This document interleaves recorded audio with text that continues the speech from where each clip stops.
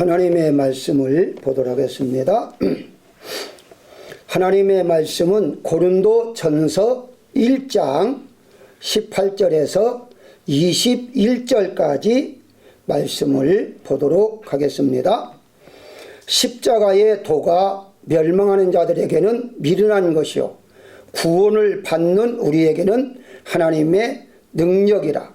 기록된 바 내가 지혜 있는 자들의 지혜를 멸하고 총명한 자들의 총명을 폐하리라 하였으니 지혜 있는 자가 어디 있느냐, 선비가 어디 있느냐, 이 세의 변론가가 어디 있느냐. 하나님께서 이 세상에 지혜를 미련하게 하신 것이 아니냐.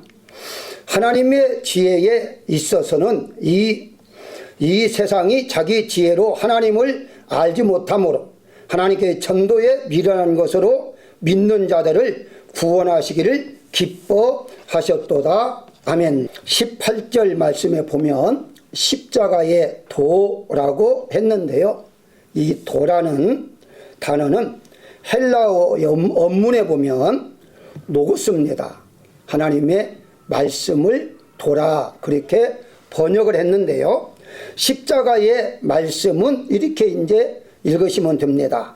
멸망하는 사람에게는 미련한 말씀이고 구원 얻은 우리에게는 하나님의 능력이라 그렇게 말씀하고 있습니다. 고린도전서 1장에 보면 십자가라는 단어가 4번 언급하고 있습니다. 이 언급한 이유가 고린도 교인들의 문제가 많이 있었잖아요. 근데 그 문제가 어디서 나왔느냐 하는 것을 알려주기 위해서 1장부터 십자가를 언급합니다. 다시 말씀드리면 십자가를 올바로 알면 문제가 안 생긴다.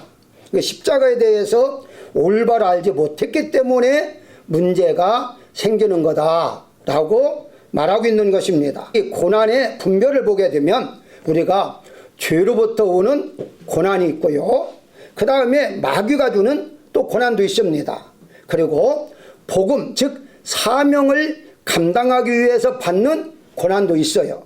그리고 애매하게 부당한 고난이죠. 이 부당하게 받는 고난도 있습니다. 예수님께서는요 사실 우리 편에서 볼 때는 부당한 고난이죠. 그런데 우리의 죄를 용서하기 위해서 친히 고난을 받으셨다 이렇게 이제 볼 수가 있는 것입니다. 따라서 우리가 이 고난의 주일날에 고난만 우리가 생각할 것이 아니라 십자가에 대해서 우리가 올바로 알아야 하는데 그 십자가에 대한 오해가 여러 가지 있습니다. 그 중에 대표적인 것만 몇 가지 오늘 이제 은혜를 나누고자 하는데요. 가장 먼저 십자가는 무조건 사랑이라 말하는 것이 오해라는 것입니다. 다시 말씀드리면 십자가는 하나님이 우리를 사랑했기 때문에 무조건 사랑했기 때문에 바로 우리 십자가 즉 예수님 믿는 사람들은 무조건 사랑을 해야 한다 그렇게 말하는 것 자체가 우리가 오해다 이렇게 이제 볼 수 있습니다. 무조건이 아니라는 것입니다. 바로 예를 들어서 이렇게 한번 생각해 보십시다. 어떤 사람이 자기 아들을 죽였다고 가정하십시다. 그러면 용서할 수는 있죠. 그런데 나는 용서할 수가 있지만 무조건 사랑으로 용서할 수 있죠. 그런데 법은 어떻습니까? 용서했다고 해서 그 사람이 벌을 안 받습니까? 아니에요. 사회적으로 살인죄라는 벌을 충분히 받습니다. 물론 이제 용서하기 때문에 그 20년 감옥에 있을 것을 10년으로 단축된다. 이건 가능하지만 전혀 벌 받지 아니하고 용서했다는 한마디에 벌을 받지 않는다 하는 것은 없다는 것입니다. 다시 말씀드리면 우리가 사랑한다는 그 사랑의 속에 뭐가 있느냐? 공의가 있다는 것인데요. 로마서 1장 18절에 보게 되면요. 하나님의 진노가 불의로 진리를 막는 사람들의 모든 경건하지 않음과 불의에 대해 하늘로부터 나타나나니 라는 말씀은 심판이라는 거예요. 한마디로 하나님은 사랑의 하나님이시지만 동시에 심판하시는 하나님이시다 이렇게 말씀을 드릴 수 있는데 누구에게 심판하느냐? 잘못한 자에게, 죄를 범한 자에게 심판이죠. 그러니까 하나님은 분명히 사랑은 합니다마는 심판도 겸하여 하신다. 그래서 흔히 우리는 이 사랑과 공의를 하나의 동전으로 봅니다. 앞면과 뒷면을 그렇게 사랑과 공의로 보는데, 즉 사랑을 무엇입니까? 죄를 불쌍히 여기고 용서해 주는 거죠. 이걸 가리켜서 생명의 회복, 다른 말로 말하면 구원받았다, 그렇게 말할 수 있겠고요. 공의는 뭡니까? 죄를 미워하고 심판하는 거죠. 그러니까 하나님 믿는 사람도 죄를 범하면 반드시 심판을 받아요. 그런데 그게 바로 징계라 하는 말로 성경은 말하고 있죠. 왜 그럴까요? 그 이유가 거룩함을 유지하기 위해서다. 만약에 예수님 믿는 사람이 죄를 범하도 하나님이 벌을 주지 아니하면 거룩함을 유지할 수가 없죠. 세상과 똑같죠. 세상과 다른 점이 하나도 없기 때문에 하나님께서 그를 회개하도록 징계를 하신다, 이렇게 이제 말씀을 드릴 수가 있는 것이거든요. 그래서 우리가 흔히 교회는 사랑이 있다 없다 이런 것으로 많이 비판하기도 하잖아요. 사랑이 있다 없다. 그건 누가 말합니까? 예를 들어 사랑이 없다는 사람은 자기가 사랑을 못 느꼈다 해서 교회가 사랑이 없다. 만약에 이제 거지가 뭘 이제 요구를 했는데 안 도와줬다. 왜 교회가 사랑이 없습니까? 이렇게 말할 수 있잖아요. 강도가 예를 들어서 교회에서 뭘 훔쳐가요. 왜 훔쳐가느냐? 막으면 왜 사랑이 없습니까? 불쌍한 사람 도와줘야죠. 이런 식으로 말한다면 그것은 사랑이라는 말이 아니다는 것입니다. 사랑 안에는 반드시 공의, 정의가 있다는 거예요. 바른 것이 있다는 거예요. 그래서 우리가 사랑한다 할지라도 바르게 사랑하지 아니하는 것을 불륜이라 죄라 그렇게 말하는 것도, 사랑 속에는 반드시 의가 있는 거예요. 바른 거. 이 바른 것이 없는 것은 진정한 사랑이 아니다, 이렇게 말씀을 드릴 수가 있는데요. 민수기 21장에서 보게 되면 잘 나와 있습니다만은 백성들이 음식에 의해서 불평했잖아요. 그 광야에서 불평할 때 어떻습니까? 하나님이 불뱀을 보냅니다. 불뱀을 보내가지고 물개에서 죽게 만들어요. 그런데 다 죽였느냐? 아니에요. 노뱀을 또 동시에 만들어서 장도에 매달려 놓습니다. 그리고 그 노뱀을 바라보는 자는 살려주시고 바라보지 않는 자는 죽이신 거예요. 한마디로 죄를 범해서 벌을 받게 되지만 하나님을 믿는 자들, 즉 하나님 말씀에 순종해서 노뱀을 보는 자들은 회개하는 것이고 그 회개를 위해서 용서해 주심으로 죽음을 면하게 하지만 그렇지 않는 자는 다 죽게 했다는 거예요. 그게 바로 공의라는 거예요. 그래서 사랑은 반드시 공의가 들어있다, 이렇게 이제 보시면 되는데, 오늘 본문의 20절에 보게 되면요, 지혜 있는 자가 어디 있느냐라고 묻잖아요. 그러면서 21절에 이 세상이 자기 지혜로 하나님을 알지 못하도록 했다라고 말씀하신 것은 십자가. 이거 죽는 거 아니야. 그 벌받은 사람들이, 죄를 범한 사람들이 벌받는 거 아니야. 그러니까 이 십자가는 항상 심판만을 이제 생각하다 보니까 하나님께서는 이 세상의 지혜로는 이해가 안 된다.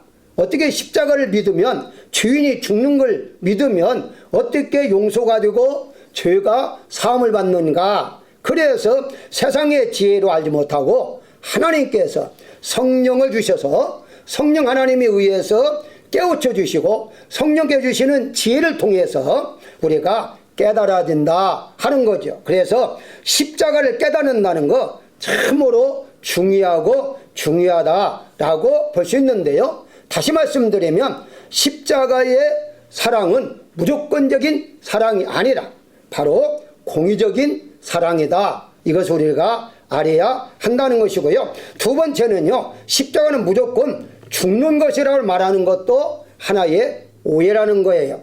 대부분의 사람들은 십자가는 죽는 것, 십자가 생각하면 죽는 거잖아요. 아니면 고난, 즉 기독교인들은 죽어야 한다라고 말합니다. 맞아요.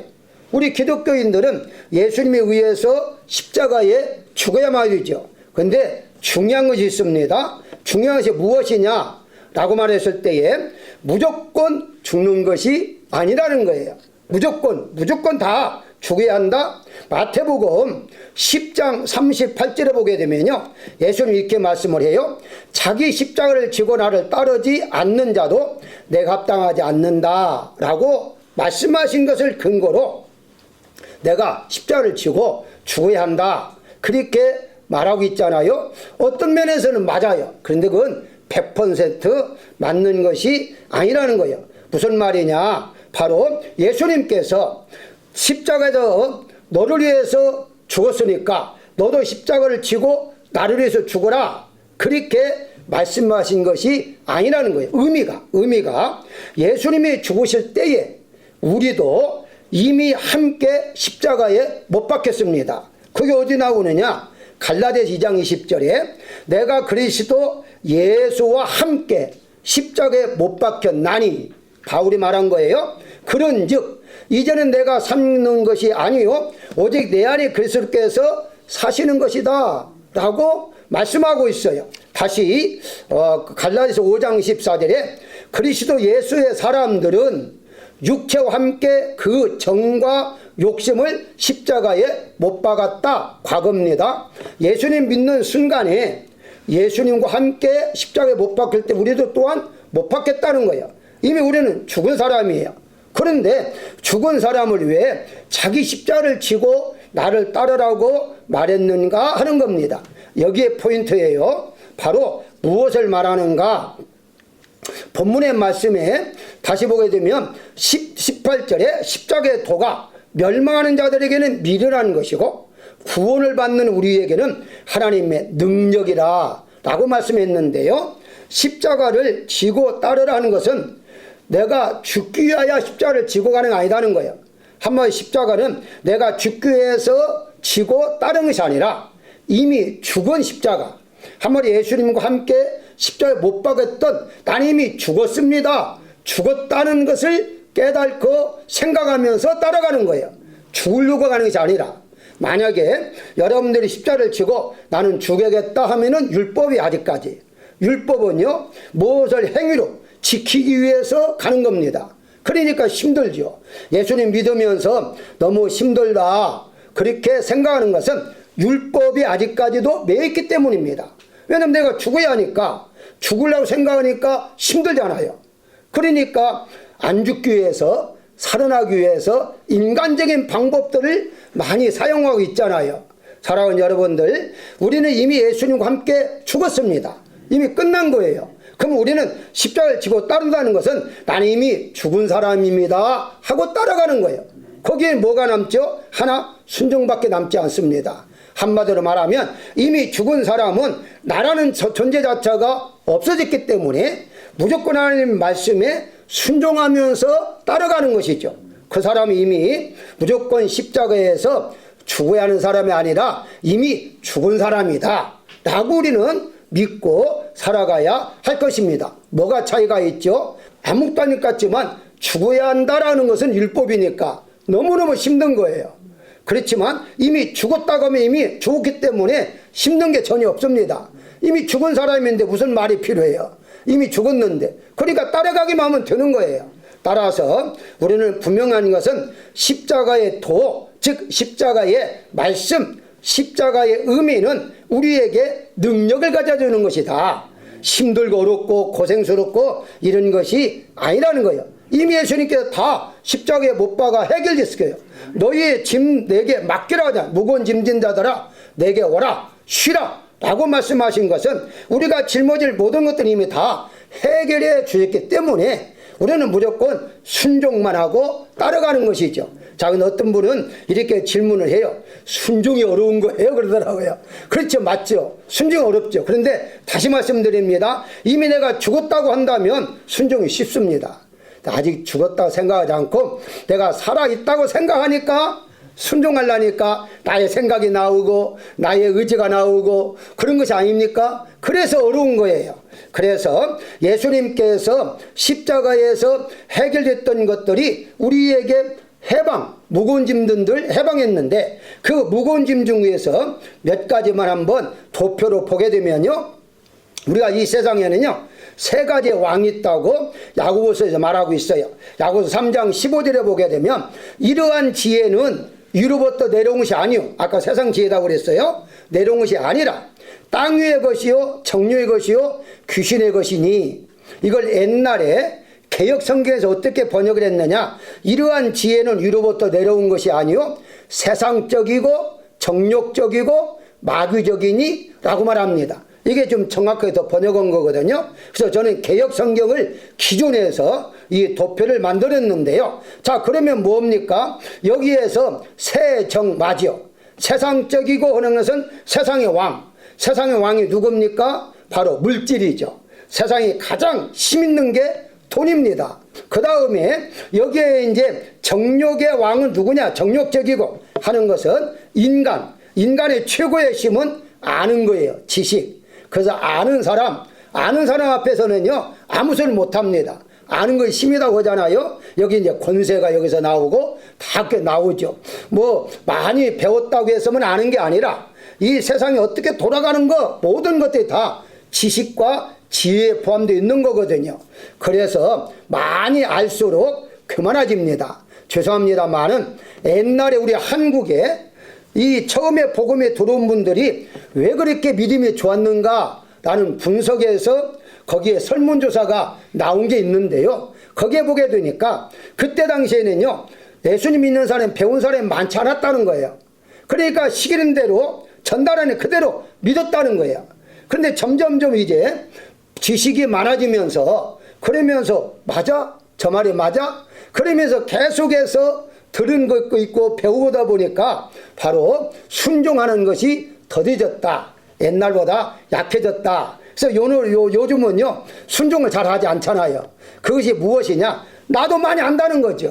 그 다음에 사단이 왕, 마귀적이다는 말은 사단이죠. 사단이 뭡니까? 사단이 힘, 권력이죠. 그래서 권세를 가지고서 역사를 합니다. 이것을 세정만대, 옛날에 애굽과 바로 왕과 노예를 통해서 성경은 쭉 말하고 있습니다. 어쨌든 이면에서 십자가를 통하여 다 해결시켰다는 거예요. 그 예수님이 나와 함께 십자가에 못 박아버린 것은 다시는 내가 살아있어야만이 이런 것들이 나올 텐데 내가 죽어 있으니까 왕이 없어진 거예요. 그럼 우리의 왕은 누굽니까? 예수님밖에 없는 거예요. 그러니까 내가 죽지 않았으면, 십자가에서 함께 죽지 않았으면 세상적으로 그리고 정욕적이고 사단적으로 내가 왕이 되어서 내가 잘났다고 이제 의시되면서 살아야 할 건데 이게 안 되는 거예요. 왜? 이미 나는 죽었으니까. 그런 예수님과 함께 십자가 이미 죽었기 때문에 내가 왕이다, 이런 교만이 나올 수가 없다는 것입니다. 사랑하는 여러분들, 우리는 물리치할 대상들은 이미 십자가에서 해결되었어요.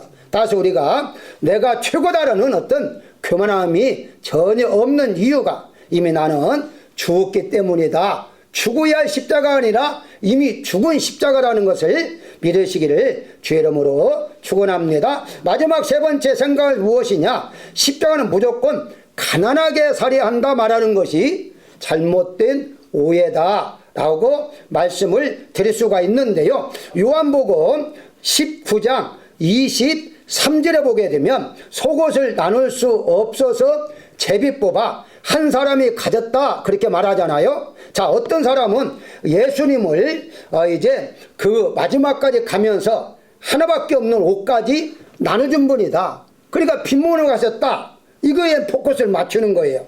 그래서 입고 계셨던 속옷까지도 모두 주고 가셨기 때문에 기독교인들은 모두가 다 예수님처럼 살아야 한다. 예수님은 본받아야 한다. 그렇다면 우리가 속옷까지 벗어줘야 한다. 부자로 살면 안 된다 라고 주가 주장하는 일부의 사람들도 있습니다. 그런데 여러분들 이걸 조금 아셔야 됩니다. 왜 이런 말씀 하셨는가 하는 건데, 다시 한번 마태복음 5장 40절에 근거가 있어요. 속옷을 가지고자 하는 자에게 겉옷까지도 주라 라고 말씀했잖아요. 그러니까 예수님께 분명히 속옷을 달라고 하면 겉옷까지 주라. 그것이 기독교인들이다. 누가복음 3장 11절에는요 옷 2벌 있는 자는 옷 없는 자에게 나눠주라. 그러니까 주라는 거예요. 그 주다 보면은 나는 가난할 수밖에 없죠. 그래서 이 기독교인들은 부자가 되면 그 믿음이 없는 사람이다. 가난하게 사는 것이 바로 성경적이다. 그렇게 주장하는데요. 이 지금 말씀이 왜 이렇게 하셨는가에 대해서 이해를 못했기 때문입니다. 다시 말씀드리면 이 말씀이 나온 이유를 알아야 해요. 한번 그 이유를 볼까요? 마태복음 5장 40절에 속옷을 주라 할 때요. 그 앞에 단어까지 읽어야만 돼요. 그 앞에 단어가 뭐냐? 너를 고발하여 라고 말합니다. 그러니까 고발하는 사람에게 주라는 거예요.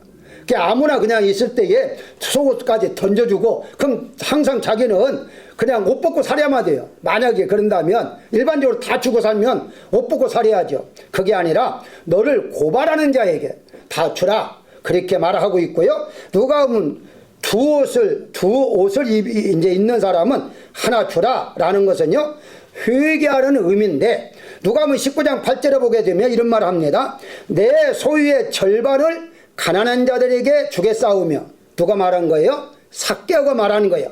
속여 빼앗은 일이 있으면 내 갑절이나 갚겠나이다 라고 말을 하죠. 이것은 내가 생활하다가 이제 회개 즉 잘못했구나 라고 회개할 때에 몇 배를 갚는데 그게 2배가 있고요 4배가 있습니다. 성경의 내용에 보게 되면 어쨌든 이것은 내가 회개할 때에 2번 있는 자는 하나를 주라 라고 말한 것이지 누구든지 그냥 아무나 주라 하는 말이 절대 아니라는 사실을 우리가 알아야 한다는 거예요. 자 그렇다고 해서 반대로 그러면 우리 믿는 사람 누구나 다 그러면 부자로 살아야 하느냐? 또 그건 아니죠. 다시 한번 볼까요?